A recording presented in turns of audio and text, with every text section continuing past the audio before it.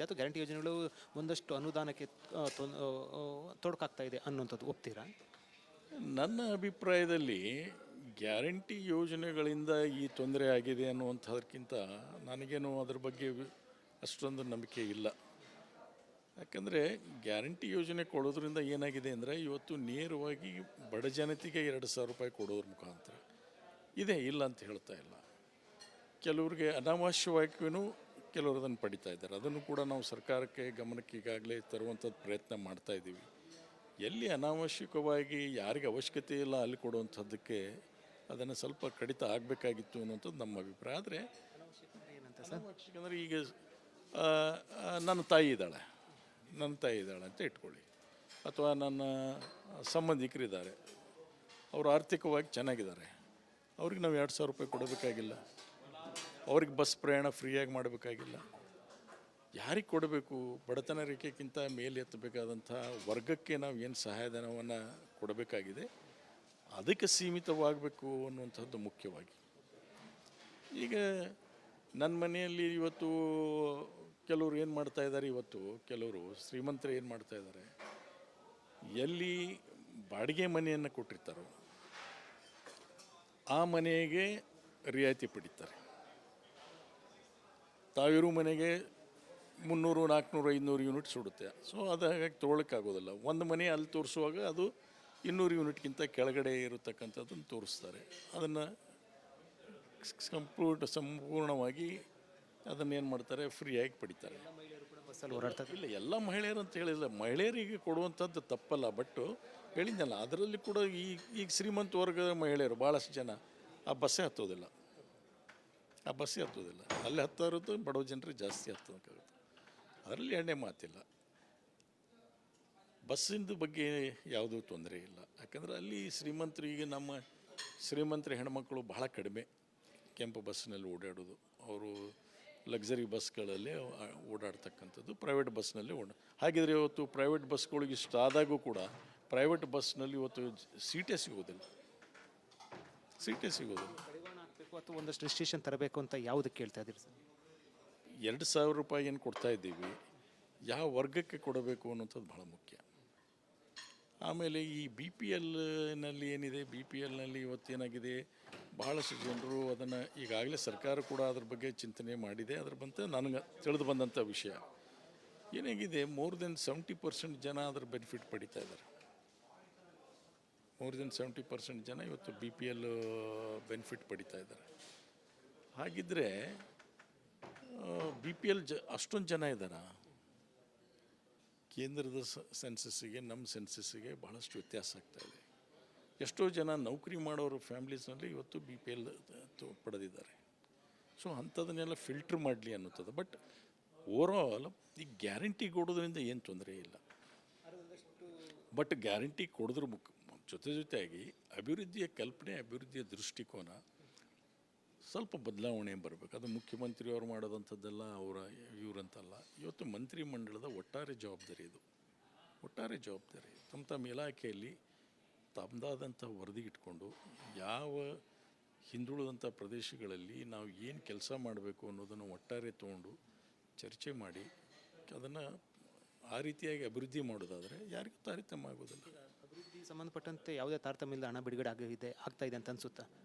ಈ ವರ್ಷದಿಂದ ಹಿಂದೆ ಆಗಿದೆ ಅಂತ ಹೇಳಿದ್ನಲ್ಲ, BJP ಸರ್ಕಾರದಲ್ಲಿ ಸಾಕಷ್ಟು ಆಗಿದೆ. ಈಗಿನ ಅವಧಿಯಲ್ಲಿ ಆಗಿದೆ. ನಾವು ಬಂದ ಮೇಲೆ 1 ವರ್ಷ ಹೆಚ್ಚು ಕಡಿಮೆ.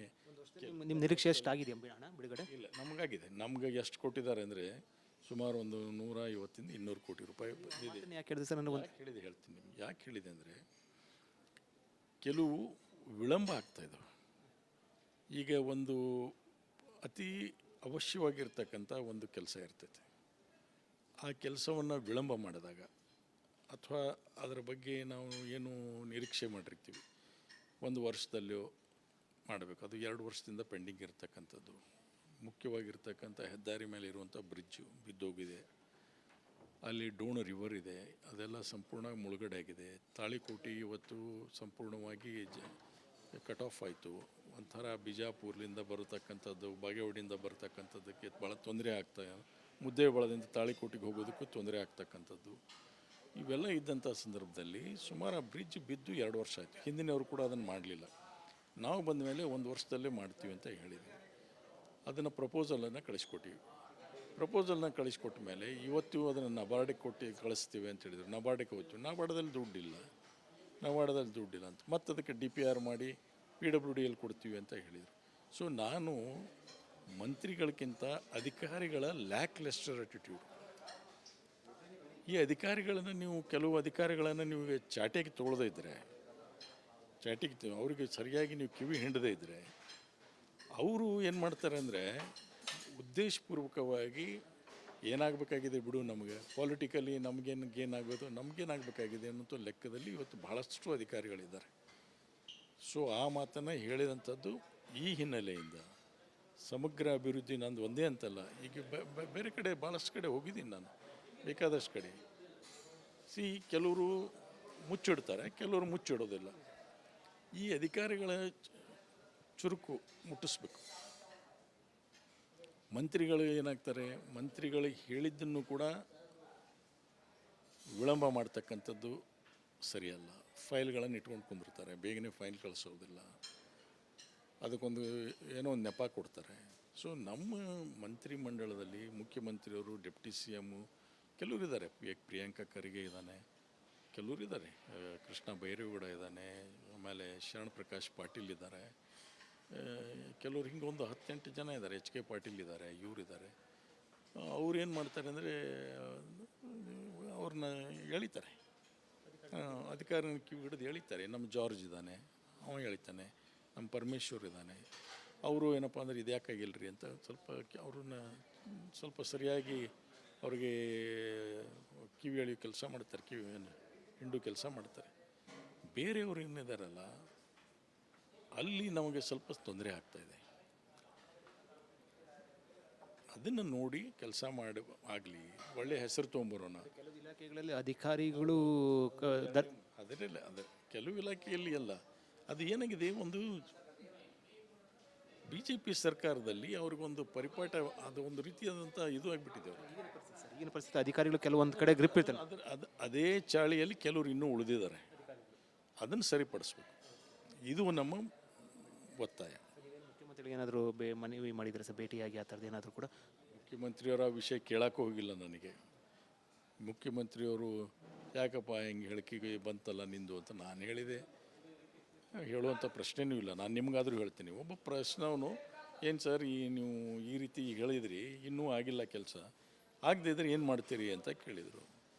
ಏನು ಮಾಡ್ತೀರಿ ಅಂದರೆ ಭಾಳ ಆದರೆ ಇರುವಂಥ ಏನು ಮಾಡದೆ ಆಗದೆ ಇದ್ದರೆ ಇದು ಇರುವಂಥ ಸ್ಥಾನಮಾನಕ್ಕೂ ಕೂಡ ರಾಜೀನಾಮೆ ಕೊಟ್ಟು ಮನೆಗೆ ಬರ್ತೀನಿ ಅಂತ ಹೇಳಿದೆ.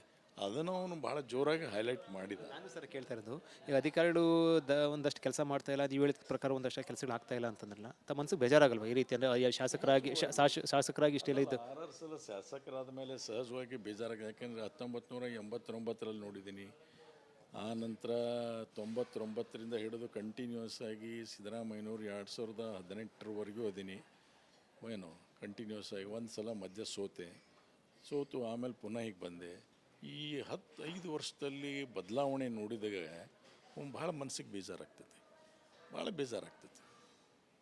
ನಾವು 2013-18ರಲ್ಲಿ ಸಿದ್ದರಾಮಯ್ಯನವರು ಸರ್ಕಾರ ಯಾವ ರೀತಿಯಾಗಿ ಕೆಲಸ ಮಾಡ್ತಿತ್ತು, ಎಷ್ಟು ಶಾರ್ಟ್ ಟೆನ್ಯೂರ್ನಲ್ಲಿ ಏನೋ ಒಂದು ಮಾಡಬೇಕು ಅಂತ ಹೇಳಿದರೆ ಕೂಡಲೇ ಅದರ ಬಗ್ಗೆ ನಿರ್ಧಾರ ತೊಗೊತಿದ್ರು. ನಮ್ಮ ನೀರಾವರಿ ವಿಷಯವಾಗಿ ನಾನು ಒಂದು ಸಲ ಹೀಗೆ ಬಿಟ್ಟಿದ್ದೆ, ಸರ್ ನಮ್ಮ ಒಂದು ಲಿಫ್ಟ್ ಇರಿಗೇಷನ್ ಸ್ಕೀಮ್ ಆಗಬೇಕಾಗಿದೆ, ಅದು ಭಾಳ ದಿವಸದಿಂದ ನೆನೆಗುದಿಗೆ ಬಿದ್ದಿದೆ, ಅದೇನಪ್ಪ ನನಗೆ ಮಾಹಿತಿಗೆ ತಂದಿಲ್ಲ ಅಂದ್ರೆ ಹೋಗಿ ಅವನು MB ಪಾಟೀಲಿಗೆ ನಾನು ಹೇಳ್ತೀನಿ, ಭೇಟಿಯಾಗಿರಿ ಅವನಿಗೆ. MB ಪಾಟೀಲಿಗೆ ಭೇಟಿಯಾಗಿ ಕೂಡಲೇ ಅದನ್ನು ಬೆಳಗಾವ್ದಾಗಿಲ್ಲ, ಕೂಡಲೇ ಕ್ಯಾಬಿನೆಟಿಗೆ ತೊಗೊಂಬರ್ರಿ ಅದನ್ನು ಅಂತ, DPR ಮಾಡಿಸಿ ಕ್ಯಾಬಿನೆಟಿಗೆ ತೊಗೊಂಬರ್ರಿ. DPR ರೆಡಿ ಮಾಡಿಸಿದ್ದೀವಿ ಸರ್ ಅಂತ ಹೇಳಿದೆ ನಾನು. DPR ರೆಡಿ ಇದೆ ಸರ್ ಅಂತ. DPR ರೆಡಿ ಇದ್ದರೆ ಅದನ್ನು ಪುಟಪ್ ಮಾಡೋಕ್ಕೆ ಹೇಳಿ ಬೋರ್ಡ್ ಮುಂದೆ ಮಾಡಿ ಕ್ಯಾಬಿನೆಟ್ ಅಪ್ರೂವಲ್ ಕೊಟ್ಟು ಅದನ್ನು 180 ಕೋಟಿ ಇಮಿಡಿಯೇಟ್ಲಿ ಅದಕ್ಕೆ ತಾತ್ವಿಕವಾಗಿ ಅಡ್ಮಿನಿಸ್ಟ್ರೇಟಿವ್ ಅಪ್ರೂವಲ್ ಕೊಟ್ಟು ಕೆಲಸ ಟೆಂಡರ್ ಕರೆದು ಪ್ರಾರಂಭ ಮಾಡಿಸಿದ್ರು. All within 2 months. ಈಗ ಫಾಸ್ಟಾಗಿ ಆಗ್ತಾ ಇಲ್ಲ ಅಂತ. ಈಗೇನಾಗಿದೆ, ಆ ಚಾಳಿ ಬಿದ್ದಿದೆ ಅವರಿಗೆ,